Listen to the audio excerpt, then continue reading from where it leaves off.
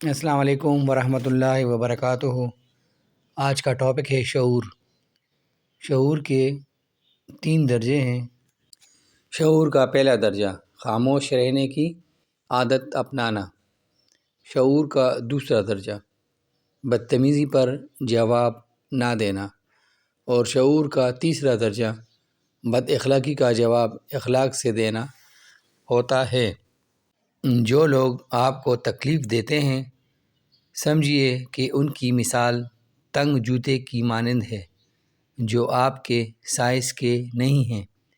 خوش رہیں، خوشیاں بانٹیں کہ زندگی بہت خوبصورت ہے۔